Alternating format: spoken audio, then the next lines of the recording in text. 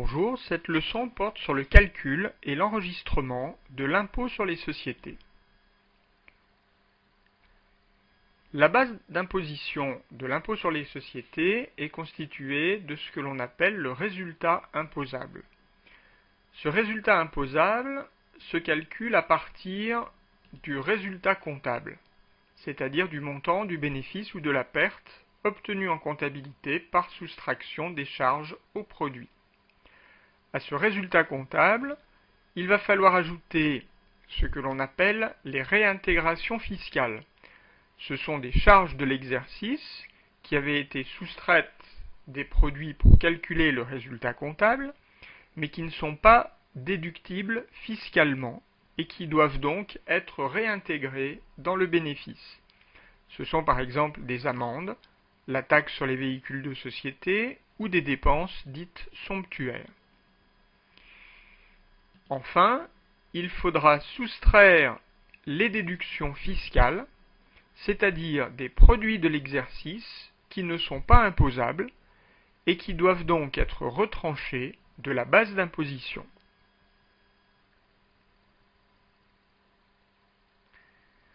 Ce résultat imposable ou résultat fiscal va nous permettre de calculer l'impôt sur les sociétés.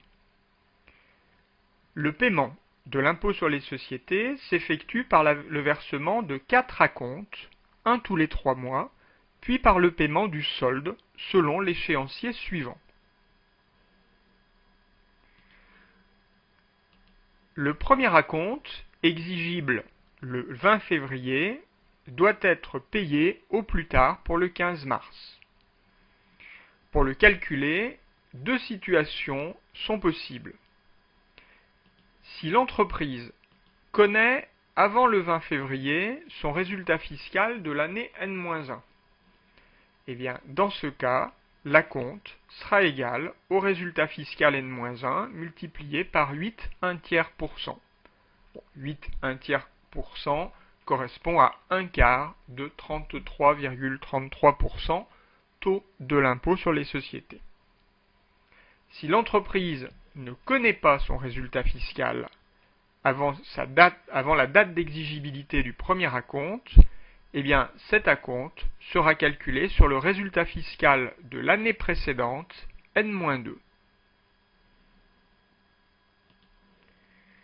Dans une deuxième étape, interviendra le deuxième acompte, exigible pour le 20 mai, et dont la date limite de paiement est le 15 juin. À cette date-là, le résultat fiscal de l'année N-1 est connu. Donc dans notre première hypothèse, l'acompte se calculera exactement comme le premier acompte calculé au-dessus. Et dans la deuxième hypothèse, nous allons pouvoir régulariser le premier calcul. Et donc notre deuxième acompte sera égal au résultat fiscal N-1 fois 8 1/3, multiplié par deux acomptes, moins celui qui a déjà été payé. Pour le troisième acompte, devant être payé au plus tard pour le 15 septembre, le calcul sera le même dans les deux hypothèses, il sera égal au résultat fiscal N-1 fois 8 1/3%. Pour le quatrième et dernier acompte, c'est le même calcul. Enfin, l'impôt calculé sur le résultat fiscal N-1 sera régularisé le 15 avril N+1 au plus tard.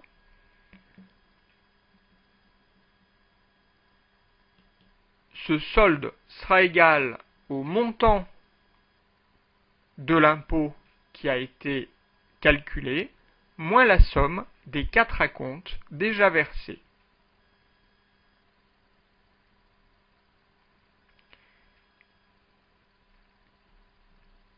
Illustrons ceci avec l'exemple suivant.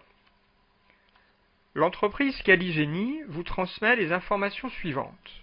Son résultat fiscal N-2 s'élève à 546 840 euros, son résultat fiscal N-1 à 458 640 euros et son résultat fiscal N à 510 300 euros. Ce dernier n'est connu que le 1er mars N. Calculons les montants que devra verser l'entreprise à l'administration fiscale dans les deux hypothèses suivantes. Dans la première hypothèse, l'entreprise connaît son résultat fiscal N-1 le 15 janvier N, et dans la deuxième hypothèse, elle ne le connaît que plus tardivement, le 20 mars N.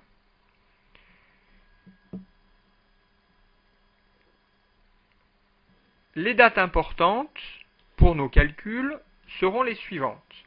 Le 15 mars N interviendra au plus tard le paiement du premier acompte. Le 15 avril N interviendra le solde de l'impôt sur les sociétés de l'année N-1. Les 15 juin, 15 septembre et 15 décembre interviendront les paiements des deuxième, troisième et quatrième acomptes. Et enfin, le 15 avril N+1, nous régulariserons le solde de l'impôt sur les sociétés de l'année N. Commençons par faire nos calculs dans la première hypothèse, où l'entreprise connaît son résultat fiscal N-1 le 15 janvier N. Par conséquent,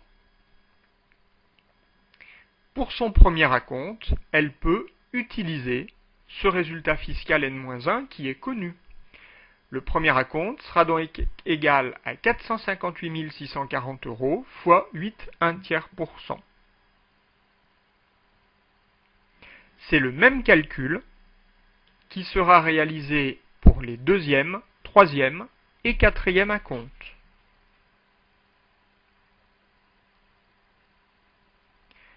Le 15 avril N+1, au moment de la régularisation de cet impôt, l'entreprise sait qu'elle doit à l'État 510 300 fois 33 un tiers, 510 300 étant son résultat fiscal de l'année, et elle ne paiera donc que cette somme, auquel elle va soustraire les 4 acomptes déjà payés. Ici, elle ne devra plus payer que 17 220 €. Dans l'intervalle, elle aura régularisé le 15 avril N le solde de l'impôt sur les sociétés de l'année N-1 en raisonnant de la même manière.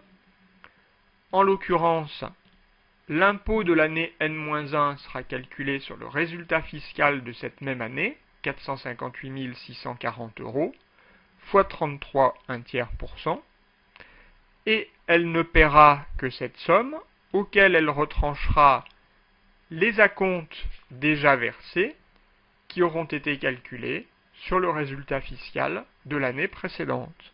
En l'occurrence, dans cet exemple, elle a payé plus d'acomptes qu'elle ne doit d'impôt. C'est donc l'État qui lui doit 29 400 €. Dans la deuxième hypothèse, nous ne connaissons le résultat fiscal N-1 que le 20 mars N. Par conséquent, pour le calcul du premier acompte, nous devons nous servir du résultat fiscal N-2.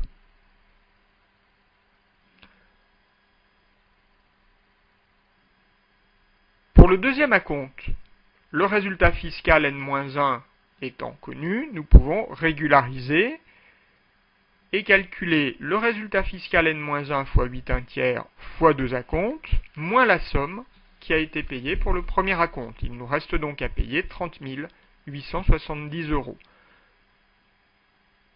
Nous remarquerons que la somme du premier et du deuxième acompte est la même dans la première ou la deuxième hypothèse.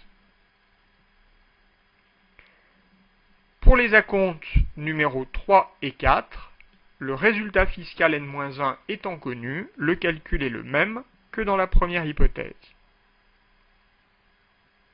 Au moment de la régularisation, le 15 avril N+1, nous raisonnons comme nous l'avions fait tout à l'heure, en calculant le total de l'impôt sur les sociétés dû et en retranchant la somme des 4 acomptes versés au préalable.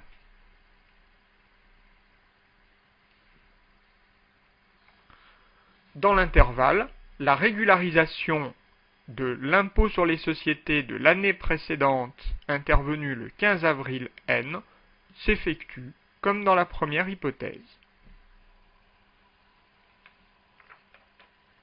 Voyons maintenant comment enregistrer ces opérations dans notre comptabilité. Pour le faire, nous allons partir de l'hypothèse numéro 2.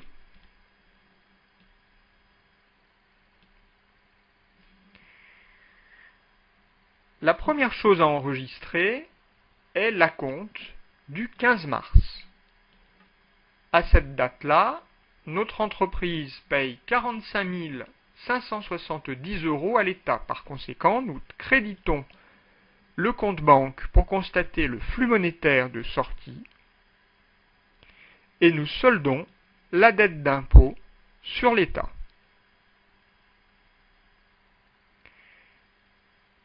C'est la même écriture que nous pourrons enregistrer le 15 juin pour le deuxième acompte de 30 870 €, le 15 septembre, pour cette fois-ci un acompte de 38 220 €, et le 15 décembre, pour un acompte d'également 38 220 €.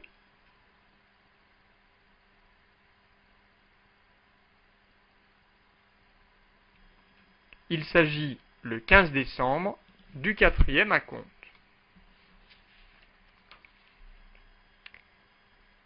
Dans l'intervalle, le 15 avril, nous avons constaté la régularisation de l'impôt de l'année N-1. L'État nous a versé 29 400 €. Par conséquent, à cette date-là, le compte banque va se retrouver au débit pour constater un flux monétaire d'entrée et le compte 444 sera au crédit.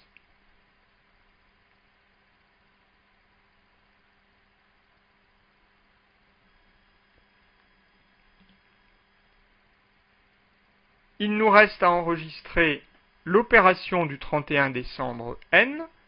À cette date-là, nous constatons l'impôt sur les sociétés de l'année N. Cet impôt sur les sociétés est égal à 510 300 fois 33 un tiers, c'est-à-dire 170 100 €. Cette charge s'enregistre au débit du compte 695 et au crédit du compte 444 État impôt sur les bénéfices, nous constatons la dette qu'a l'entreprise sur l'État.